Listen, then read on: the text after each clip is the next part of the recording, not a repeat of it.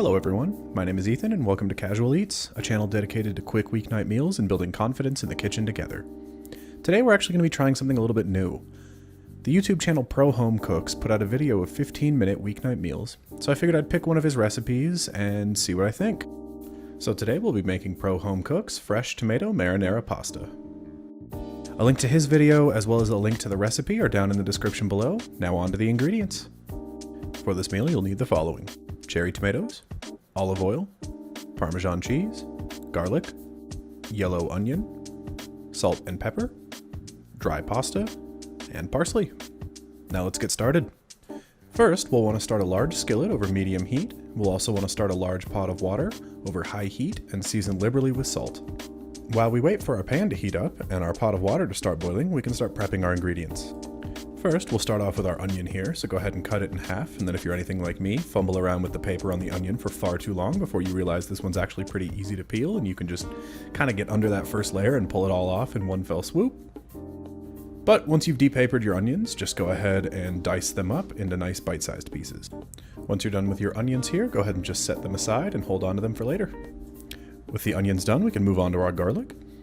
So in his recipe, he actually mentions that he likes to slice his nice and thin, but I prefer to crush my garlic most of the time. First off, it's just a little bit faster, but I also find that in other sauces, the garlic kind of melts in and just becomes one with the sauce, and that's kind of what I wanted here.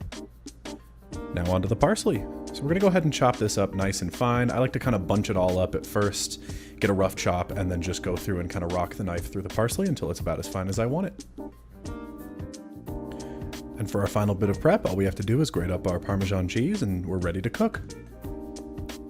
Alright, with all of our ingredients prepped, we can go ahead and start cooking. So coat the bottom of your skillet with some oil here and then throw in your onions and let those cook until they're just starting to get a bit translucent. Now that our onions have some good color, we can throw in the garlic and let that fry up for about 30 seconds before we mix it in with the rest.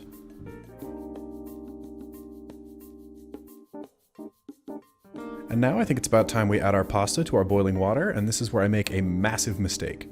In the recipe it calls for 16 ounces of dry pasta, and for those of you who can do math, that is 1 pound of pasta. Evidently, the night that I made this, I couldn't do math, so I added about half of the box, and we'll see that bite me in the butt later. But regardless, go ahead and cook your pasta according to the directions on the package. Now that our onions and garlic have some good color, we can go ahead and add all of our cherry tomatoes to the pan, and then you'll want to cook these with a lid, or in my case, aluminum foil, because I couldn't find my lid. I was having quite the night cooking. But you'll want to cook these with the lid on until the tomatoes start to burst. Alright, now that the tomatoes are starting to burst in the pan, we can go ahead and take our lid off, and then you'll want to take a large spatula and just mash up those tomatoes to start forming our sauce. With our sauce formed, we can go ahead and season to taste with a bit of salt, and then you'll want to set the heat to low and allow the sauce to simmer to reduce a bit.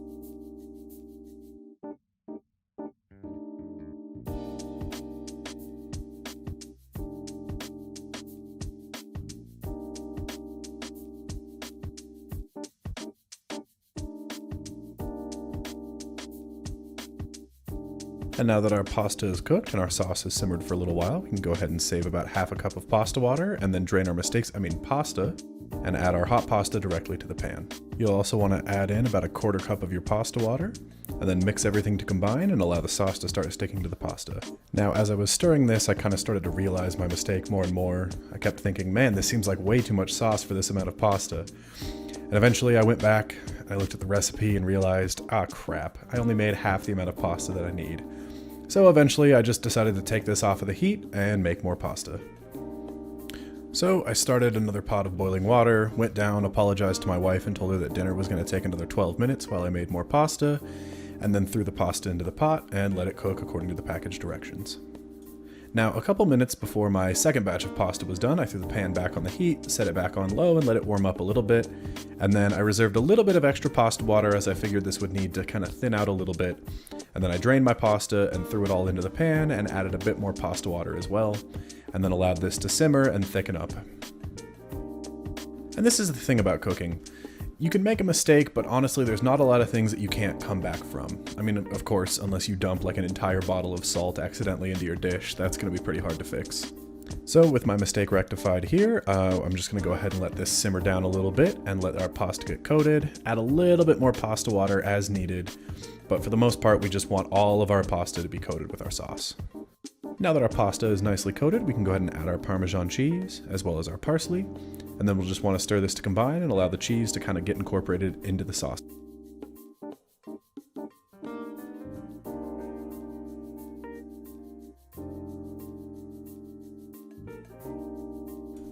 Okay, with the cheese nicely incorporated, go ahead and pull the pan from heat and then taste your dish and add salt and pepper as needed.